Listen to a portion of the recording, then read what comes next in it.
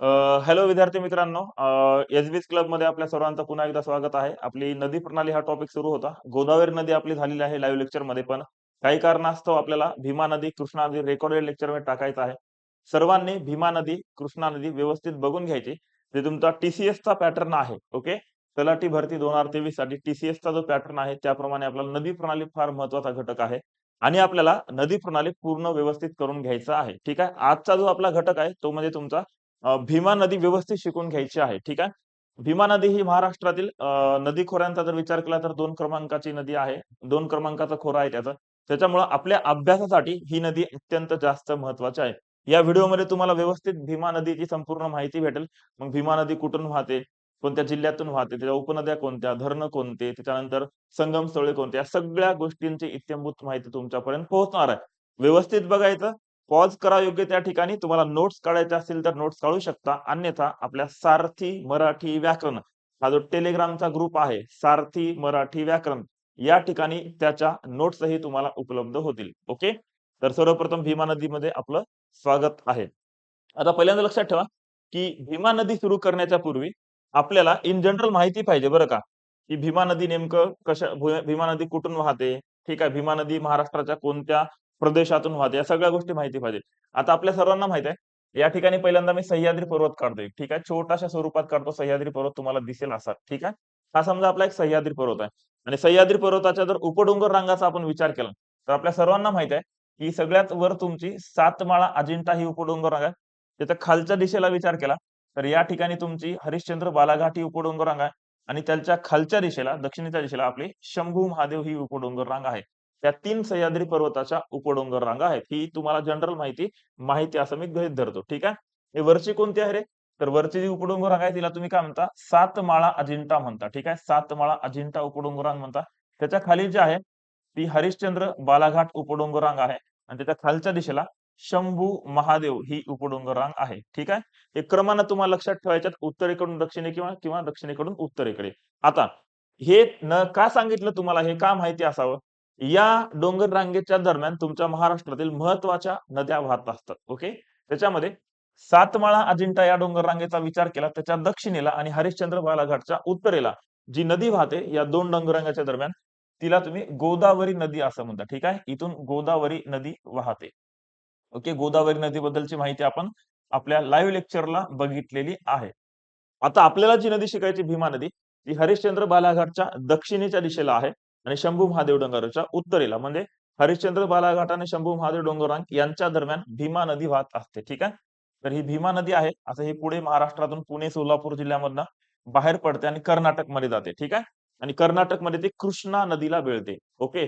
आणि शंभू महादेव डोंगररांगेच्या दक्षिणेचा जर विचार केला, त्याच्या दक्षिणेला कृष्णा नदीचा उगम होतो आणि कृष्णा नदी पुढे जाते आणि भीमा नदी नंतर तुमची कर्नाटकमध्ये कृष्णा नदीला भेटते. ठीक आहे. ही गोदावरी, ही आपली भीमा जी आपल्याला शिकायची आहे ते व्यवस्थित बघून घ्यायचा आणि ही आपली कृष्णा नदी आहे. आता बऱ्याच वेळेस तुम्हाला प्रश्न पडतो, की सातमाळा अजिंठ्याच्या उत्तरेला पण कोणती नदी आहे? तर सातमाळा अजिंठ्याच्या उत्तरेला तापी नदी आहे बाळांनो, जी पश्चिमेकडे वाहते. ठीक आहे. कुठे वाहते? पश्चिमेकडे वाहते. आता तुम्हाला माहित आहे, गोदावरी, भीमा, कृष्णा या पूर्वेकडे वाहणाऱ्या पूर्व वाहिनी नद्या आहेत. 2 संकल्पना ध्यानात ठेवायच्या होत्या तुम्हाला. एक कुठली? नदी ज्या दिशेकडे वाहते, त्या दिशेचं नाव द्यायचं असते. उदाहरणामध्ये पूर्वेकडे वाहणारी म्हणजे पूर्व वाहिनी, उत्तरेकडे वाहणारी म्हणजे उत्तर वाहिनी, पश्चिमेकडे वाहणारी म्हणजे पश्चिम वाहिनी असं. वाऱ्याचं नेमकं उलटं असते बरं का. वाऱ्याचं कसं आहे रे? तर वारे ज्या दिशेकडून वाहतात त्या दिशेचं नाव. उदाहरणामध्ये पूर्वेकडून वाहत असतील तर पूर्वीय वारे असं असते ते. ओके. तर हे तुम्हाला माहिती पाहिजे. तापी नदीच्या दक्षिणेला सातमाळा अजिंठा डोंगर रांग आहे. सातमाळा अजिंठा च्या दक्षिणेला गोदावरी नदी आहे. हे क्रमानं तुम्हाला लक्षात ठेवायचं आणि आय होप तुमच्या लक्षात राहत असेल. आपल्याला भीमा नदी सुरू करायची आहे. आता भीमा नदीचा जर व्यवस्थित अभ्यास केला, तर पहिल्यांदा मी एक छोटासा महाराष्ट्र काढतो. त्याच्यामध्ये भीमा नदी कुठे आहे तुम्ही बघू शकता. तर हे बघू शकता तुम्ही या ठिकाणी. या ठिकाणी छोटासा महाराष्ट्र काढतो आपला. ठीक आहे. एकदम लहानसा महाराष्ट्र काढूयात. आणि हा महाराष्ट्र आहे लक्षात ठेवा. मला महाराष्ट्राचा नकाशा जरी व्यवस्थित काढता येत नसेल, तरी हा महाराष्ट्र आहे. आपल्यासाठी हे महत्वाचा आहे. हा आपला महाराष्ट्र आहे. आता भीमा नदीचा जर विचार केला आपला, ठीक आहे. तर भीमा नदी पुणे जिल्ह्यामध्ये उगम पावते. पुणे जिल्ह्यामध्ये. ओके. त्याच्याबद्दल आपण बघूयात. पुणे जिल्ह्यामध्ये भीमाशंकर अभयारण्य आहे बघा. भीमाशंकर अभयारण्य, तालुका आंबेगाव, जिल्हा पुणे. पुणे जिल्ह्यात उगम पावते पुण्यातून पुढे सोलापूर जिल्ह्यामध्ये जाते आणि सोलापूरमधून कर्नाटकमध्ये प्रवेश करते. ठीक आहे. पुणे, सोलापूर आणि नंतर कर्नाटकमध्ये म्हणजे महाराष्ट्रातील प्रमुख 2 जिल्हे आहेत. पुणे आणि सोलापूर या 2 जिल्ह्यांमध्ये वाहते आणि पुढे कर्नाटकमध्ये प्रवेश करते आणि तुम्हाला माहित आहे, की कर्नाटकमध्ये कोणाला जाऊन मिळते रे? तर कर्नाटकमध्ये कृष्णा नदीला जाऊन मिळते. मग कोणत्या ठिकाणी मिळते वगैरे आपण पुढे बघणार आहोत ते. ठीक आहे. पण पुणे आणि सोलापूर या 2 जिल्ह्यांमधून भीमा नदी तुमची वाहत असते. आतापर्यंतच्या इतक्या गोष्टी तुमच्या डोक्यामध्ये क्लिअर झालेल्या असतील. थोडंसं पुढे जाऊयात आता. ठीक आहे. पहिल्यांदा भीमा नदीबद्दल थोडीशी काही माहिती आपल्याला बघायची आहे, जी आपल्यासाठी महत्त्वाची आहे. पहिलं लक्षात ठेवा, जर तुम्ही भीमा नदीचा विचार केला, ओके, भीमा नदीचा विचार केला. आता भीमा नदीचा उगम कुठं होतो? नकाशावर तर आपल्याला बघायचंच आहे. ठीक आहे. डायग्राम मध्ये बघायचंय, पण या ठिकाणी सुद्धा लक्षात ठेवायचंय. भीमा नदीचा विचार केला तर भीमा नदीचा जो उगम आहे बाळांनो, ठीक आहे. उगम आहे तो भीमाशंकर या ठिकाणी होतो. ठीक आहे. भीमाशंकर या ठिकाणी होतो आणि भीमाशंकर हे तालुका आंबेगाव, जिल्हा पुणे, तालुका आंबेगाव, जिल्हा पुणे या ठिकाणी आहे. हे सुद्धा तुम्हाला माहिती असणं अपेक्षित आहे. ठीक आहे. कुठं होतो? भीमाशंकर, तालुका आंबेगाव, जिल्हा पुणे या ठिकाणी भीमा नदीचा उगम होत असतो. आता भीमा नदीचा जर विचार केला तर लांबीचा जर विचार केला बाळांनो, लांबीचा, ओके. जर भारतातील एकूण लांबी बघली म्हणजे महाराष्ट्रातून कर्नाटकमध्ये जाते म्हणजे महाराष्ट्र आणि कर्नाटक ही एकूण लांबी जर बघली भीमा नदीची, तर ती एकूण लांबी आहे बाळांनो 860 किलोमीटर. एकूण लांबी किती आहे? 860 किलोमीटर. बऱ्याच पुस्तकामध्ये 861 आहे. ते राउंड फिगर अंक 860 किलोमीटर आहे. तर महाराष्ट्रातील लांबीचा विचार केला तर महाराष्ट्रातील लांबी आहे 451 किलोमीटर आहे. किती आहे? 451 किलोमीटर. आता एक गोष्ट या ठिकाणी तुम्हाला क्लिअर असणं गरजेचं आहे. जी भीमा नदी आहे तिची लांबी 451 किलोमीटर आहे लांबी. आणि जर लांबीचा विचार केला तर भीमा नदीचा महाराष्ट्रामध्ये 4था क्रमांक लागतो. मी लांबीनुसार म्हणला, लांबीनुसार 4था क्रमांक लागतो. मग पहिला क्रमांक कोणाचा लागतो रे? मी लांबीप्रमाणे म्हणलो हा. नदी खोऱ्याप्रमाणे भीमा नदीचा 2रा क्रमांक लागतो. गोदावरीचा प्रथम, नदी खोरं म्हणलो मी. खोरं म्हणजे काय सांगतो. आणि जर लांबीचा विचार केला तर 4था क्रमांक आहे. मग पहिला क्रमांक कोणाचा आहे? तर पहिला क्रमांक आपल्याला माहिती असणं गरजेचं आहे. तर गोदावरी नदीचा आहे. गोदावरी नदीची लांबी आहे 668 किलोमीटर महाराष्ट्रामध्ये. ओके. त्याच्यानंतर दुसरी आहे तुमची पैनगंगा नदी. जर पैनगंगा नदीचा विचार केला तर लांबी आहे 495 किलोमीटर. त्याच्यानंतर आहे आपली वर्धा नदी. ठीक आहे.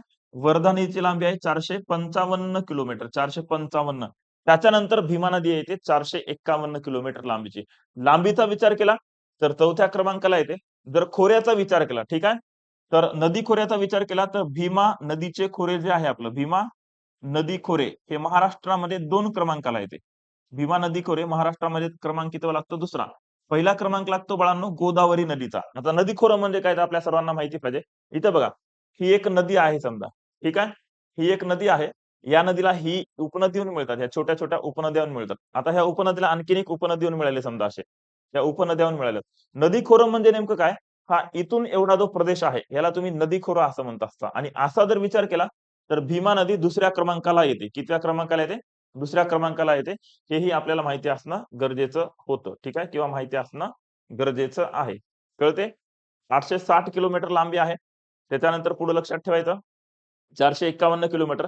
एकूण भारताचा विचार केला तर भारतामध्ये एकूण भारताचा जर तुम्ही विचार केला तर भारतामध्ये 4000 सॉरी भारतामध्ये 77,000 चौरस किलोमीटर, ओके, 77,000 चौरस किलोमीटर इतकं क्षेत्र गोदावरी नदी खोऱ्यानं व्यापलेलं आहे. ओके. नदी खोरं म्हणायलो मी, खोरं. ठीक आहे. त्याच्यानंतर जर महाराष्ट्राचा विचार केला तर महाराष्ट्राच्या 46,000 चौरस किलोमीटर इतकं क्षेत्र भीमा नदी खोऱ्यानं व्यापलेलं आहे. कळते? पुन्हा एकदा सांगतो हा. भीमाशंकर तालुका आंबेगाव जिल्हा पुणे या ठिकाणी उगम होतो. लांबी 860 किलोमीटर. भारताचा विचार केला तर 77,000 चौरस किलोमीटर एवढं क्षेत्रफळ आहे. चौरस किलोमीटर व्यापलेलं आहे. 451 किलोमीटर घेऊन महाराष्ट्रामध्ये 4थ्या क्रमांकाने लांबीनुसार. पण नदी खोऱ्याचा क्रमांक कितवा लागतो? 2रा लागतो. 46,000 चौरस किलोमीटर क्षेत्र व्यापलेलं आहे आपल्या महाराष्ट्राचं. आता पुढे लक्षात ठेवायचं, भीमा नदी कोणत्या-कोणत्या जिल्ह्यातून वाहते? तर प्रामुख्यानं भीमा ही जी नदी आहे, प्रामुख्यानं जर विचार केला, तर प्रामुख्यानं पुणे हा जिल्हा आणि सोलापूर हा जिल्हा, ओके. पुणे आणि सोलापूर या 2 जिल्ह्यामधून आपली भीमा नदी वाहत असते. ठीक आहे. पुणे आणि सोलापूर या 2 जिल्ह्यामधून वाहते. पण नदी खोऱ्याचा विचार केला. नदीचं पात्र पुणे, सोलापूर मधून वाहते. पण नदी खोरं जर विचार केला पूर्ण, तर नदी खोऱ्याचा विचार केल्याच्या नंतर ती अहमदनगरमध्ये सुद्धा आहे नदी खोरं याचं. ठीक आहे. त्याच्यानंतर सातारामध्ये सुद्धा आहे. त्याच्यानंतर सांगलीमध्ये सुद्धा आहे. आणि काही खोरं आत्ताचं धाराशिव म्हणजे पहिलं तर उस्मानाबाद, धाराशिव या ठिकाणी सुद्धा आहे. हे खोरं आहे पूर्ण, पण नदी पात्र पुणे आणि सोलापूरमध्ये जाते. ठीक आहे. अहमदनगर, सातारा, सांगली आणि धाराशिव या ठिकाणी नदी खोरं आहे. आणि 2 राज्यांमधून वाहते. महाराष्ट्रामधून एक वाहते आणि महाराष्ट्रामधून कर्नाटकमध्ये प्रवेश करते. कुठं रे? कर्नाटकमध्ये प्रवेश करते. आणि कर्नाटकमध्ये रायचूर जिल्हा आहे. कर्नाटकमध्ये रायचूर जिल्ह्यामध्ये कुरगुडी, पुन्हा एकदा कर्नाटकमध्ये रायचूर जिल्ह्यामध्ये कुरगुडी या ठिकाणी ती कृष्णा नदीला मिळते. म्हणजे भीमा नदी ही कृष्णेची उपनदी आहे. भीमा नदी कृष्णेची उपनदी आहे, पण ती महाराष्ट्राच्या बाहेर आहे. महाराष्ट्राच्या बाहेर मध्ये कर्नाटकमध्ये आहे. म्हणून भीमा नदीचा अभ्यास आपल्याला या ठिकाणी डिटेलमध्ये करणं गरजेचं आहे. हे सुद्धा तुम्हाला ध्यानात ठेवायचं आहे. ठीक आहे. या ठिकाणी अभ्यास आपल्याला डिटेलमध्ये करायचा आहे भीमा नदीचा. ओके. एवढे पॉइंट्स तुमच्या लक्षात राहिले असेल, नसेल तर पुन्हा एकदा रिपीट या आणि पुन्हा एकदा हे तुम्ही बघू शकता. आता आपल्याला एक्झॅक्टली भीमा नदी बघायची आहे. एक्झॅक्ट भीमा नदी कशी आहे? ओके. तर बघून घ्या व्यवस्थित हा. तर असं समजूयात की या ठिकाणी आपला सह्याद्री पर्वत आहे बाळांनो. या ठिकाणी सह्याद्री पर्वत आहे. वरचा विचार केला तर हरिश्चंद्र बालाघाट, खालचा विचार केला तर शंभू महादेव डोंगरा असे डोंगर आहेत आणि त्यांच्यामधनं भीमा नदी वाहत असते. ठीक आहे. भीमा नदीचा जर विचार केला तर या ठिकाणी आपण सुरुवात करूयात. पुण्यामध्ये भीमाशंकर अभयारण्य आहे. ठीक आहे. कोणतं रे? भीमाशंकर अभयारण्य, तालुका आंबेगाव, जिल्हा पुणे या ठिकाणी भीमा नदीचा उगम होतो. नंतर भीमा नदी पुणे जिल्ह्यामधून अशी व्हायला लागते. ठीक आहे. पुण्यातून नंतर सोलापूरमध्ये जाते. ठीक आहे. सोलापूरमध्ये प्रवेश केल्याच्या नंतर असं पुढे जाते आणि सोलापूरमध्ये काही ठिकाणी तिला असा चंद्राचा आकार प्राप्त होतो. पुढे सोलापूरमधून ती बाहेर पडते आणि कर्नाटकमध्ये प्रवेश करते. कुठं प्रवेश करते? कर्नाटकमध्ये. आणि कर्नाटकमध्ये ती कोणत्या कोणत्या नदीला जाऊन मिळते? तर कर्नाटकमध्ये ती कृष्णा नदीला जाऊन मिळते. कोणत्या नदीला? कृष्णा नदीला. ठीक आहे. मग आता हे ध्यानात ठेवायचं. ही जी नदी आहे ही कृष्णा नदी आहे. भीमा नदी कर्नाटकमध्ये जाऊन कृष्णा नदीला मिळते. तर कोणत्या ठिकाणी मध्ये? तर कर्नाटकमध्ये रायचूर नावाचा जिल्हा आहे. ओके. रायचूर नावाचा जिल्हा आहे. या जिल्ह्यामध्ये कुरगुडी नावाचं ठिकाण आहे. कुरगुडी. ओके. कोणतं ठिकाण आहे?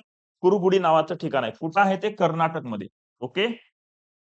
कर्नाटकमध्ये म्हणजे भीमा नदी महाराष्ट्राच्या बाहेर कर्नाटकमध्ये कुरगुडी जिल्हा रायचूर या ठिकाणी कृष्णा नदीस मिळते. म्हणजे ती कृष्णेची उपनदी आहे. ठीक आहे.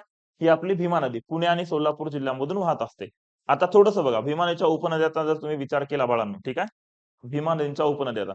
तर भीमा नदीची पहिली जी उपनदी आहे, ठीक आहे, ती भामा नदी आहे. भीमेची पहिली उपनदी भामा हे लक्षात ठेवायचं. कोणती आहे? भीमेची पहिली उपनदी आहे भामा. डन? ही आहे. त्याच्यानंतर भीमा नदीच्या दुसऱ्या उपनदीचा जर विचार केला, तर ती आहे आपल्या सर्वांची लाडकी इंद्रायणी, जिचं नाव सगळ्यांनी ऐकलेलं असते. देहू, आळंदी याच्याच काठावर आहेत इंद्रायणी. ओके. त्याच्यावर 3 धरणं आहेत जे तुम्हाला पुन्हा विचारतात. ठोसेघरचं धरण विचारतात जे इंद्रायणी नदीवर आहे. त्याच्यानंतर लोणावळा आणि वळवण हे विचारत असतात तुम्हाला. इंद्रायणी नदी आहे. ठीक आहे. त्याच्या पुढे जर विचार केला बाळांनो, ओके, कोणत्या उपनद्या आहेत? आता आणखीन एक, तुम्हाला डावी आणि उजवी दिशा माहिती असणं गरजेचं आहे बरं का. आणि मी गोदावरी नदी शिकवताना सांगले, डावीकडून मिळणाऱ्या, उजवीकडून मिळणाऱ्या नद्या कसं ओळखायचं उपनद्या. पहिल्यांदा जिथं नदी उगम पावते त्या ठिकाणी थांबायचं, नदीकडे पाहायचं. आता मी इकडे पाहिलं. डावा हात ज्या दिशेला जातो ते डावीकडून मिळणाऱ्या उपनद्या, उजवा हात ज्या दिशेला येतो ते उजवीकडून मिळणाऱ्या उपनद्या असतात. ठीक आहे. डन आहे. मग भीमाच्या नंतर भामा नदीतून मिळते, नंतर इंद्रायणी. आता ज्या नद्या मिळतात त्या महत्वाच्या आहेत. मुळा आणि मुठा. ओके. मुळा आणि मुठा या 2 नद्यांचा एकत्रित प्रवाह भीमा नदीस मिळतो. कोणत्या नद्या आहेत त्या? तर एक आहे त्याच्यामध्ये मुळा आणि दुसरी आहे मुठा. आता कोणी म्हणतंय सर गोदावरीमध्ये पण आम्हाला मुळा दिसली. प्रवरा मुळा. ही मुळा आणि ती मुळा वेगळी आहे. दोन्हीमध्ये फरक आहे. ही मुळा मुठा म्हणजे कोण आहे रे? तर ह्या मुळा मुठांचा संगम कुठं होतो लक्षात ठेवायचा. लालशाहीमध्ये जे आहे ते संगम यायलेत हा. तर पुणे हे शहर जे आहे आपलं पुणे, हे मुळा मुठा नदीच्या संगमावर आहे. ओके. हे ध्यानात ठेवायचं आहे. आणखी एक लक्षात ठेवा. या मुळा नदीची एक उपनदी आहे बाळांनो, पवना नावाची. कोणती आहे? पवना. आणखी एक या मुळा नदीची उपनदी आहे अंबी. अंबी नदीवर पानशेत धरण आहे बघा. कुठलं रे? पानशेत धरण आहे. हे सुद्धा तुम्हाला ध्यानात ठेवायचं आहे. त्याच्यानंतर मुळा मुठा यांचा एकत्रित प्रवाह पुढे जातो. ओके. मुळा मुठा यांचा एकत्रित प्रवाह पुढे पुण्यामध्ये रांजणगाव अष्टविनायकापैकी एक आहे बघा. रांजणगावचा महागणपती. पुढे आपण अष्टविनायकम बघणार आहोत. ठीक आहे. तर रांजणगाव रांजणगाव पुणे या ठिकाणी भीमा नदीच्या मुख्य पात्रात जाऊन मिळते.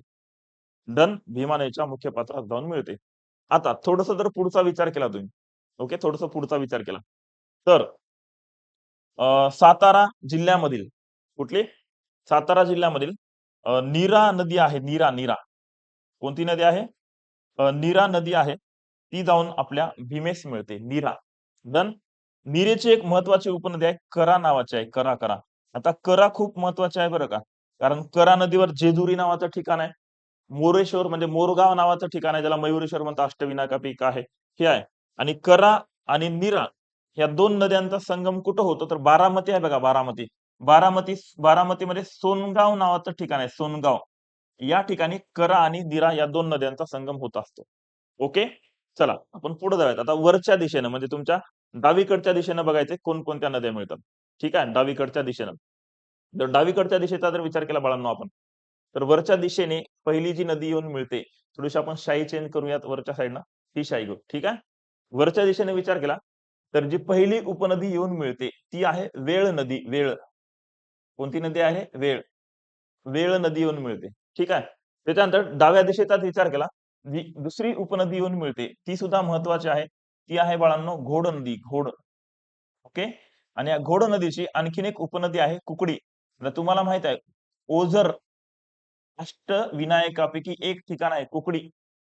त्या कुकडी नदीच्या काठावर आहे. ओझर हे अष्टविनायकापैकी एक ते कुकडी नदीच्या काठावरती आहे. हे सुद्धा तुम्हाला ध्यानात ठेवायचं आहे. ठीक आहे. आता पुढे जाऊयात. आता ह्या दोन नद्या झाल्याच्या नंतर आहेत बरे आणखी, पण आपल्यासाठी महत्वाची कुठली आहे नदी तर ती आहे नदी बाळांनो नगर जिल्ह्यामध्ये उगम पावून पुढं सोलापूर जिल्ह्यामध्ये येणारी आणि भीमेस मिळणारी सीना नदी. नगर जिल्ह्यामध्ये उगम पावते आणि सोलापूर जिल्ह्यामध्ये ते कोणत्या नदीला मिळते? आपल्या भीमा नदीला मिळते. या सीनेची एक उपनदी आहे जी उस्मानाबाद मध्ये उगम पावते, ती आहे भोगावती.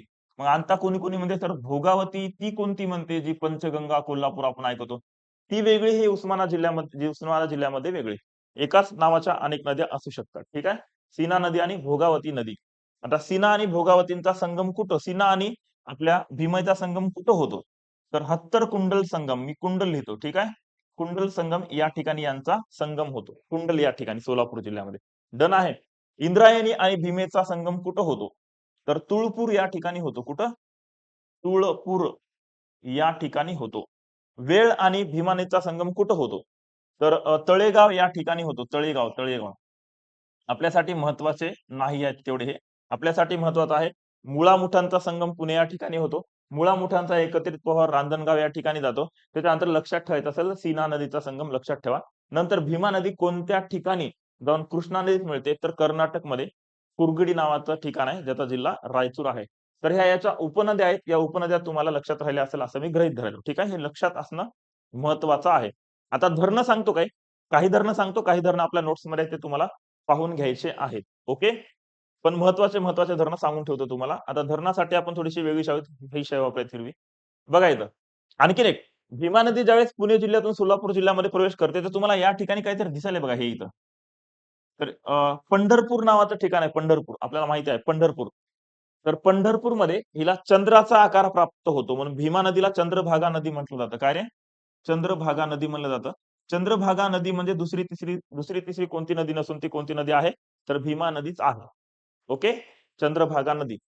आता इंद्रायणी नदीवर ओके सांगून ठेवतो असंच तोंडी. तुमच्या नोट्स मध्ये सगळं आहे. त्या नोट्स तुम्ही सारथी मराठी व्याकरण जाऊन घेऊ शकता. इंद्रायणी नदी जिल्हा पुणे या ठिकाणी महत्वाचे काय धरण आहेत? त्याच्यामध्ये लक्षात ठेवायचं ठोकरवाडी धरण आहे. इंद्रायणी नदीवर ठोकरवाडी. त्याच्यानंतर लोणावळा आपल्याला माहिती आहे लोणावळा भुशी डॅम आहे. भुशी डॅम. त्याच्यानंतर वळवण. ओके. इंद्रायणी नदीवर 3 महत्वाचे धरणं आहेत. ठोकरवाडी, त्याच्यानंतर तुमचं वळवण आणि त्याच्यानंतर भुशी डॅम. तिघेही पुणे जिल्ह्यामध्येच आहे. ठीक आहे. घोड नदीवरती डिंभे प्रकल्प आहे. कोणता? डिंभे डिंभे प्रकल्प आहे. डिंभे. घोड नदीवरती आहे लक्षात ठेवायचं. ठीक आहे. त्याच्यानंतर आंबी नदीवरील पानशेत धरण आहे. कोणतं? पानशेत धरण. ओके. पानशेत धरण आहे आंबी नदीवरती. चालतंय. त्याच्यानंतर मुळा नदीवरती मुळशी धरण आहे. मुळशी. तुम्हाला माहित आहे का मुळशी धरण? मुळशी त्याला काय म्हणतात ते? मुळशी सत्याग्रह ते मुळशी गाव. ओके. मुठा नदीवरती महत्वाचं धरण आहे खडकवासला धरण. कोणतं आहे? इथं मुळशी धरण आहे, इथं खडकवासला धरण आहे. व्यवस्थित ऐकायचं मी सांगायलेलं आणि बाकीचे धरणं आपल्या नोट्समध्ये तर आहेत. खडकवासला धरण आहे. डन. त्याच्यानंतर पुढे जर विचार केला आपण, तर तुमच्या भीमा नदीवरतीच सोलापूर जिल्ह्यामध्ये इंदापूर नावाचं ठिकाण आहे. इंदापूर नावाचं ठिकाण आहे. तिथं सुद्धा एक धरण आहे, ज्याला तुम्ही उजनी प्रकल्प म्हणता. काय म्हणता? उजनी असं म्हणत आहात. ठीक आहे. तर ह्या ज्या नद्या आहेत आपल्या, त्या नद्या आणि यांच्यावरचे महत्त्वाचे प्रकल्प मी तुम्हाला तोंडी सांगले, ते तुम्हाला लक्षात ठेवायचे आहेत. आणखीन एक, यांचे संगम स्थळे विचारत असतात. आता शेवटचा जो भाग आहे तुमचा, बाकीचे धरणं वगैरे तुम्ही आपल्या नोट्समध्ये ते तुम्ही नोट डाउन करू शकता. ठीक आहे. आता हे एक लक्षात ठेवायचं, की हे जे सगळ्याला सगळे नदी आहे, या नदीच्या पात्रामध्ये, या नदींच्या काठावर काही शहरं वसलेली आहेत. तर पहिल्यांदा भीमा नदीवरती 2 शहर आहेत. एक पुणे जिल्ह्यामध्ये राजगुरुनगर आहे. पुणे जिल्ह्यामध्ये राजगुरुनगर आहे. ओके. आणि पंढरपूर, पण पंढरपूर आपण चंद्रभागामध्ये, चंद्रभागामध्ये कोण आहे रे आपलं? भीमा नदी आहे, लक्षात ठेवायचं. म्हणजे एक भीमा नदीवरती आहे ते म्हणजे कोणतं? राजगुरुनगर, दुसरं चंद्रभागा म्हणजे पंढरपूर. त्याच्यानंतर लक्षात ठेवायचं, इंद्रायणीच्या काठावर देहू आणि आळंदी, देहू आणि आळंदी आहे. ओके. त्याच्यानंतर कुकडी नदी आहे बघा, कुकडी. या कुकडी नदीवरती एक शहर आहे, एक अष्टविनायक आहे, ज्याला तुम्ही ओझरचा अष्टविनायक म्हणता. ओझरचा म्हणतात. ठीक आहे. त्याच्यानंतर पुढे लक्षात ठेवायचं, मुळा-मुठा यांचा एकत्रित प्रवाह पुणे या ठिकाणी येतो. करा नदीवर करा जेजुरी नावाचं ठिकाण आहे. जेजुरी, बारामती जेजुरी आहे ना, ते ठिकाण आहे. हे एक लक्षात ठेवायचं. ओके. पुढे आपण बघणार आहोत कोणते कोणते शहर आहेत. तरी तुम्ही बघू शकता, ही तुमची भीमा नदी आहे. पहिल्यांदा काय करा, हे भीमा नदी तुम्ही स्किप करून त्याचे फोटो काढून घ्या. आपण थोडंसं पुढे जाऊयात आता. चला शेवटच्या भागामध्ये वळूया. बघा, हे भीमा नदी खोऱ्यातील संगम स्थळे आहेत काय तुमच्यासाठी? तर संगम स्थळे बघा, भीमा व भामा यांचा पिंपळगाव या ठिकाणी होतो. ते नकाशावर तुम्ही ऍड करायचं आहे. भीमा व इंद्रायणी तुळपूर या ठिकाणी होतो. मुळा मुठा पुणे या ठिकाणी होतो. घोड व भीमा सांगवी दुमाला या ठिकाणी होतो. भीमा आणि मुळा मुठा यांचा रांजणगाव पुणे, भीमा व सिना हत्तर संगम कुंडल या ठिकाणी, घोडो कुकडी शिरूर आणि करावनिरा सोनगाव बारामती या ठिकाणी होत असतो. ठीक आहे. त्याच्यानंतर भीमा नदी खोऱ्यातील काही उगम स्थळे. आता हे महत्वाचं नाही आपल्यासाठी, फक्त आहे भीमाशंकर, भीमा नदीचा उगम भीमाशंकर तालुका आंबेगाव जिल्हा पुणे या ठिकाणी होतो. नदी काठावरील शहरे, तर राजगुरू हे शहर भीमा नदीवरती आत्ताच सांगले. पंढरपूर हे भीमा नदीचाच भाग असलेले चंद्रभागा, फक्त चंद्राचा आकार प्राप्त होतो म्हणून. ओझर अष्टविनायक आहे, तर ते कुकडी नदीवरती आहे. भोर वेळवंडी नदीवरती आहे. आता एक लक्षात ठेवायचं, वेळवंडी नदीवरती भाटघर प्रकल्प आहे हा. वेळवंडी नदीवर जी तुमची नीरा नदी आहे ना, नीरेची उपनदी आहे. कोणती? वेळवंडी नदी. नीरेची उपनदी आहे. ठीक आहे. देहू आणि आळंदी इंद्रायणी, पुणे मुळा मोठा आणि मोरगाव करा नदीचा, मोरगावचा मयुरेश्वर मोरेश्वर म्हणता ना, तो अष्टविनायक ते गाव आहे. मोरगाव करा नदीवरती आहे. तर अष्टविनायकापैकी 3 अष्टविनायकाचा उल्लेख आलेला आहे, म्हणून शेवटच्या भागामध्ये मी तुमच्यासाठी काय अष्टविनायक आणलेले आहेत. 8 अष्टविनायक असतात हा. 8 आहेत अष्टविनायक आहे. तर अष्टविनायकांचा विचार केला बाळांनो, तर 8 पैकी 5 पुण्यामध्ये आहेत. किती? 5. पुण्यामधले कोणते 5 बघा. पहिल्यांदा बाजूचे बघूत हा. तर अहमदनगर जिल्ह्यामध्ये सिद्धटेकचा सिद्धिविनायक आहे. हा नगर जिल्ह्यामध्ये आहे. 5 पुण्यामध्ये आहेत हा. 1 नगरमध्ये आहे. 1 अहमदनगरमध्ये आहे. ठीक आहे. 2 रायगडमध्ये आहेत. पालीचा बल्लाळेश्वर आणि महाड. ओके. हे कुठे आहेत रे? पाली आणि महाड ही अष्टविनायक आहे. रायगड जिल्ह्यामध्ये आहेत. कोणत्या जिल्ह्यामध्ये? रायगड. 8 पैकी 3 बाजूला करायचे. एक आहे अहमदनगर जिल्ह्यामध्ये. 2 पाली आणि महाड कुठे आहेत रे? तर रायगड जिल्ह्यामध्ये आहेत. हे तुम्हाला माहित आहे. महाडचा चौदाळसरा सत्याग्रह वगैरे. आता जे बाकीचे आहेत, लेण्याद्री पुण्यामध्ये आहे. ओके. लेण्याद्रीचा गिरिजात्मक ओझर, रांजणगावचा महागणपती, थेऊरचा चिंतामणी आणि मोरगावचा मयुरेश्वर. ठीक आहे. लेण्याद्रीचा गिरिजात्मक, ओझरचा विघ्नेश्वर, रांजणगावचा महागणपती, थेऊरचा चिंतामणी आणि मोरगावचा मयुरेश्वर. हे जे 5 आहेत मी राईट केलेले ते पुण्यामधले आहेत. आणि बाकीचे 3 जे आहेत त्याच्यापैकी एक नगरला आहे सिद्धटेकचा सिद्धिविनायक, पाली आणि महाड कुठे आहेत? रायगडमध्ये आहेत. हे झाले आपले अष्टविनायक. असेच अष्टविनायक विदर्भामध्ये सुद्धा आहेत. ठीक आहे. आता बाकीच्या उद्याच्या भागामध्ये तुम्हाला कृष्णा नदी शिकवली जातील. तोपर्यंत सर्वांना शुभेच्छा. आणखी एक, चॅनलला सबस्क्राईब करा, लाईक करा आणि लवकरच आपण भेटणार आहोत आपल्या एसबीएस क्लबमध्ये 11 वाजता YouTubeला लाईव्ह. तुर्तास मी थांबतो. सर्वांना शुभेच्छा. Bye bye. Tata. See you. Thank you.